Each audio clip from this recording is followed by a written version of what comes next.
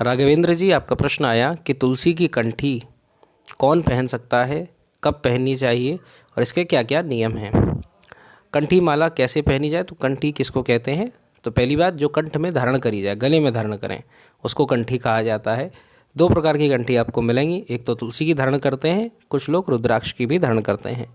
तुलसी की धारण करने वाले अधिकतर आपको वैष्णवजन दिखेंगे, जो रुद्राक्ष की धारण करते हैं वे अधिकतर शिव भक्त होते हैं। परंतु दोनों मालाएं साथ में भी पहनी जा सकती हैं, कोई दोष किसी शास्त्र में नहीं लिखा हुआ। अब आप ऑनलाइन चीज़ें पढ़ने लगे तो उसमें तो कई दोष मिल जाएंगे, परंतु किसी शास्त्र में ऐसा नहीं है कि तुलसी और रुद्राक्ष साथ में नहीं पहन सकते। अब ये पहननी क्यों चाहिए, कंठी पहनने के लाभ क्या हैं। तो एक तो आपके जीवन में बड़ा लाभ होगा।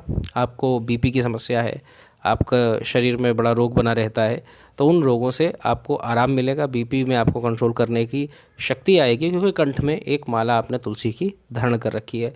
तुलसी की महिमा बताते हुए भगवान पद्म पुराण में इसका वर्णन करते हैं कि तुलसी कितनी महत्वपूर्ण है।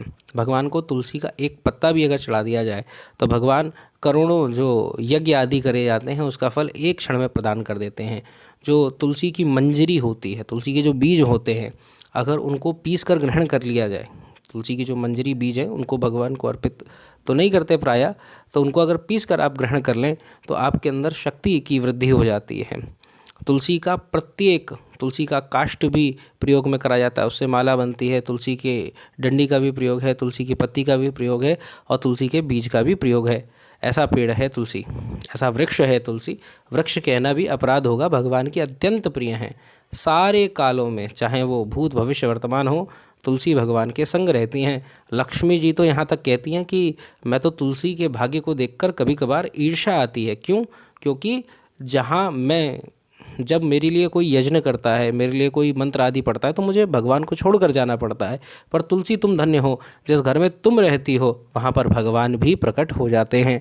तो ऐसी तुलसी जी जब आपके गले में विराजमान होंगी, कंठ में विराजमान होंगी, तो आपके पास भगवान क्यों नहीं आएंगे, भगवान का प्रेम आपको प्राप्त होगा। इसीलिए तुलसी पहननी चाहिए।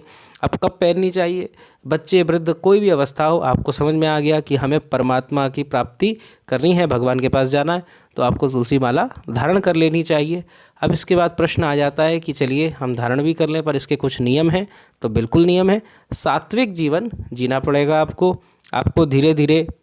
अगर आप मांस, मदिरा इनका सेवन करते हैं तो तुलसी धारण करने में बड़ी समस्या होगी।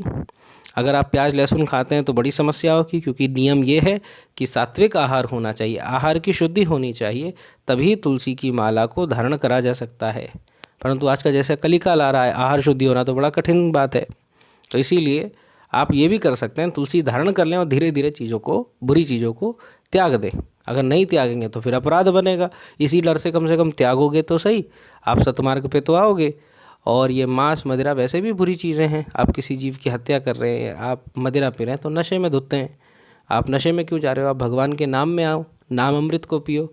तो इस आधार पे तुलसी के ये नियम हैं। और तुलसी जब धारण करते हैं तो सत्य बोलना चाहिए, असत्य नहीं बोलना चाहिए, हिंसा नहीं करनी चाहिए, चोरी आदि नहीं करनी चाहिए, किसी से धोखाधड़ी ये सब नहीं करना चाहिए। तो पूर्णतः सत्व का आचरण रखा जाए, तभी आपके अंदर सात्विक वृत्ति होगी और फिर धीरे धीरे भगवत प्राप्ति के लिए आप योग्य हो जाएंगे और भगवान कृपा कर कर आपको अपना दर्शन एवं अपना प्रेम प्रदान कर पाएंगे। तो तुलसी का मुख्य ध्येय ये है, आपके शरीर को भी स्वस्थ रखती है, भगवान को भी आपके पास ले आती है। पर कब? जब शास्त्रीय विधि से आप उसके नियमों का पालन करें। सर्वोत्तम यह है कि तुलसी जी या रुद्राक्ष आप पहन रहे हैं तो स्वयं मनमुखी मत पहनिए, किसी गुरुदेव की शरण लें, उनके द्वारा, उनके हाथों से पहनिए।